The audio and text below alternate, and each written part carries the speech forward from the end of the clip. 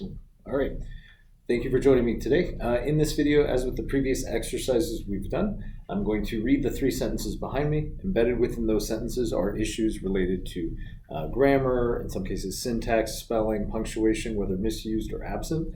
And once I've read those sentences to you, I'll ask that, or rather I'll step out of the way and ask that you pause the video to read them independently and make the corrections independently. Resume when you're ready so that we can correct them together. And we'll see if your corrections align with my own. And if they do, great. Otherwise, feel free to use the comments section below if you disagree with them or if you have other modifications. But for now, we're going to go ahead and just take a look. We'll read each one. Let me see if it's in focus, sort of. Okay. All right. Sentence number 1 reads, "Without hesitate, she pushes the button." Okay. Sentence number 2, "The alarm went burr, burr. It is so loud. People, we're scared." Okay. Sentence number 3, "Why you do that?" I ask, "'Cause I was bored." All right, I'm gonna go ahead and let's see if I can do this. Go ahead and bring this forward and then go ahead and pause the video here and make your corrections.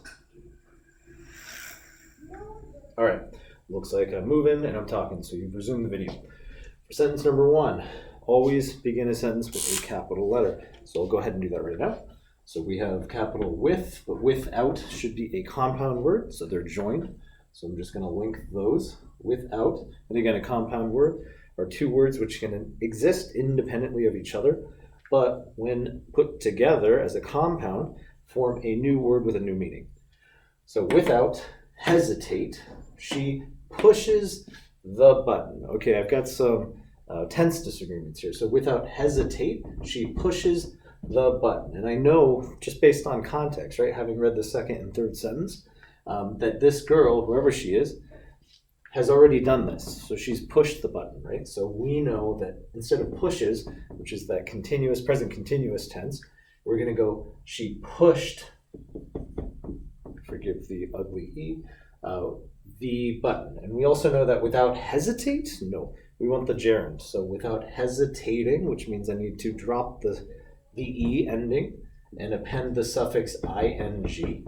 So without hesitating, notice that there's a pause, she pushed the button. And here we're going to go ahead and end the sentence by punctuating it with a period. It's just a statement. I'm just sharing information.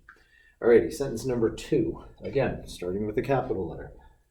The alarm went burr, burr. Here, burr and burr are non-words. This is just onomatopoeia, so it's the sound something makes. And for that, you'd still want to capture it using quotation marks, right? Some would argue that you can go without. However, I feel it's most appropriate, since burr and burr is referring to the sounds the alarm is making. You would treat it almost like a form of dialogue, right? Coming from the alarm, because this is a sound produced by the alarm. All right, going back. The alarm went burr, burr, comma.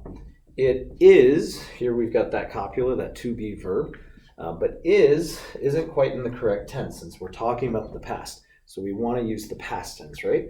And the past tense for is was. So it was so loud, comma. People, here we have the contraction of we and are put together, which wouldn't make sense in relationship to the rest of the sentence. People, we are scared.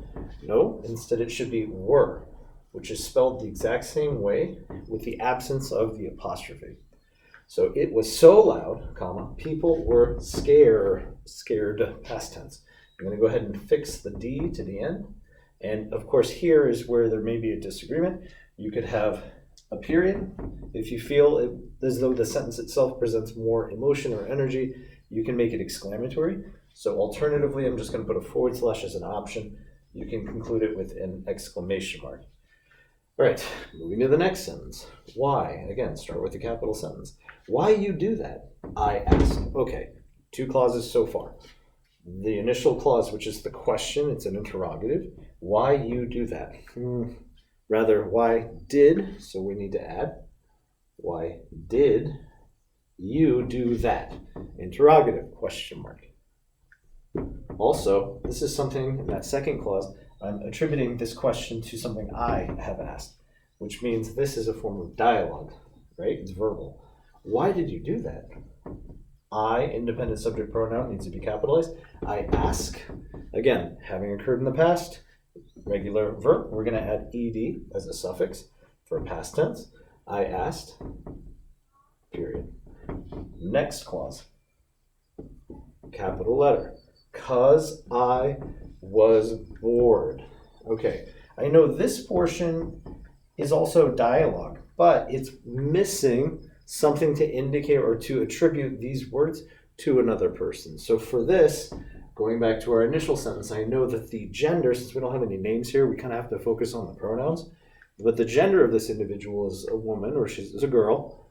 It's a she. And so if she is the one having pushed the button, I know here, since I'm asking why she pushed the button, she is also going to be the one to respond. So because I was bored is what she said, so I'm capturing that in quotation marks. And also, 'cause is not the way you'd ever want to start a sentence. This is not to be replaced with the word because, so, or confused rather, with the word because. So I regret to inform you, but it's not a capital C for 'cause, because we're just going to get rid of that word altogether, and instead we're going to use the word because.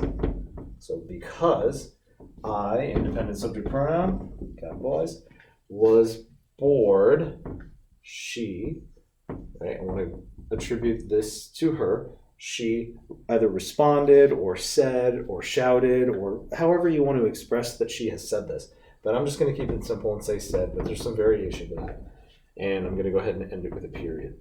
But notice here, bored. This sounds, so it's a homophone, it sounds like another word, which I intend to use to suggest that I'm not excited or I have a lack of interest in something. And in this case, this person has a lack of interest. She was bored.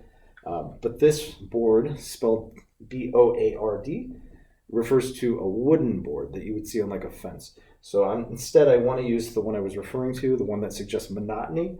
So that one's going to be B-O-R-E-D. Again, homophone sounds the same as the word I intend to use, very different meaning based on the spelling. So why did you do that? I asked.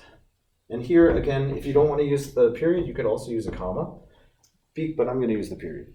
Because I was bored, she said, and a comma here. And that is the sentence. Hopefully you found this exercise helpful. If you did, I would appreciate a like. If you haven't, please subscribe. It would help me out quite a bit. And I look forward to working with you in the next one. Have a great Easter weekend.